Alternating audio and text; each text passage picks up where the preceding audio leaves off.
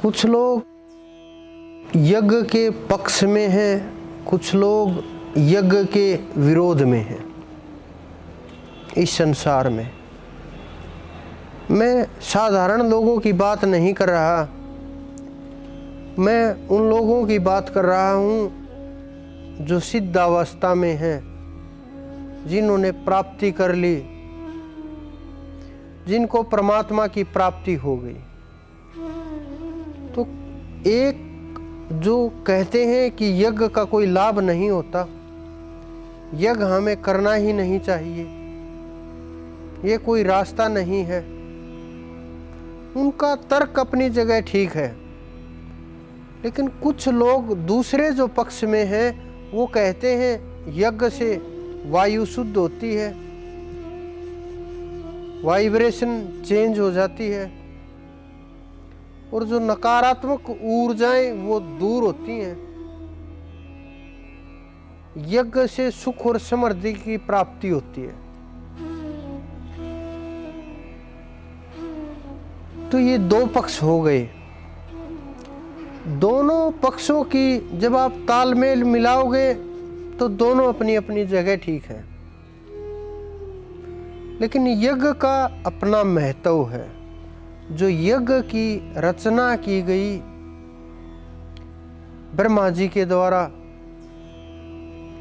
वो देवताओं के लिए की गई, कि विष्णु जी से लेकर के वायु मरुत तक सबके सब देवताओं के लिए।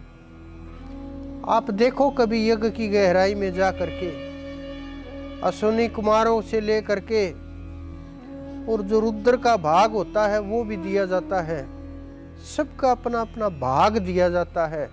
वेदों में यज्ञों का जिक्र आता है। और जिक्र क्या आता है? वेदों के अंदर तो बहुत ज्यादा प्रभाव दिखाया गया है, आवाहन किया जाता है, ऋचाएं लिखी गई है।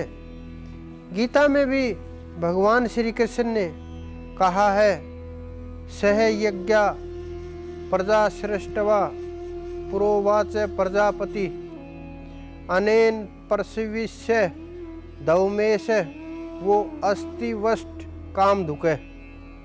तो भगवान कृष्ण ने भी कहा है कि इसकी जो रचना हुई वो मनुष्य और देवताओं का जो तालमेल है उसके लिए हुई, कि मनुष्य देवताओं को सामग्रियां आहुति प्रदान करते हैं, यज्ञ के द्वारा भोजन दिया जाता है, और जो देवता हैं वो मनुष्यों को सुख समृद्धि धन संपदा ये प्रदान करते हैं। तो इसका जो तालमेल है मानव और देवों के बीच में है, यानी देवताओं का आह्वान किया जाता है, उनको भोजन प्रदान किया जाता है।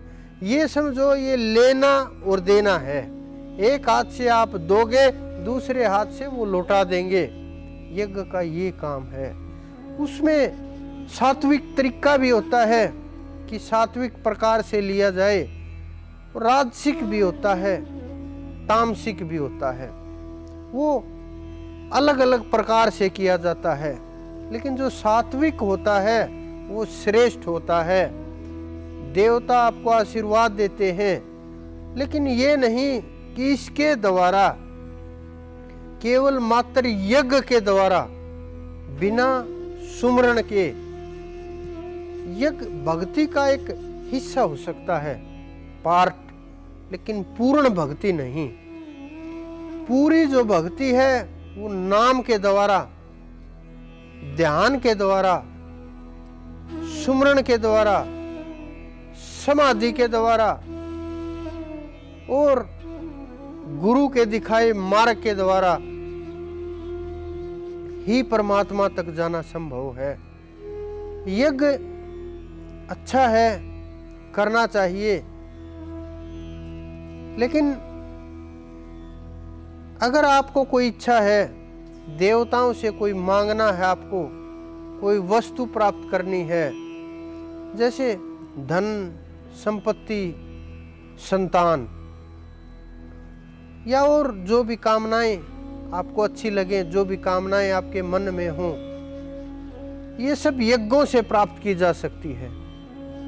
अलग अलग मंत्र होते हैं, अलग अलग प्रकार के यज्ञ होते हैं, तो वो कामनाओं के, इच्छाओं के अनुसार ही वो किए जाते हैं। लेकिन ये शुरुआत के लिए भक्ति जब आप शुरू करते हैं तब तक तो ठीक है, लेकिन जब आपको परमात्मा की अंदर में जागृति चाहिए, हृदय में प्रकाश चाहिए और उन पूर्ण परमात्मा तक पहुंचने का मार्ग चाहिए, वो यज्ञ के द्वारा परमात्मा प्राप्त नहीं हो सकता। आप विष्णु जी से आशीर्वाद प्राप्त कर सकते हैं, लेकिन वो पूर्ण परमात्मा जो विष्णु जी से बहुत दूर है, वहां तक पहुंचना बहुत मुश्किल काम है।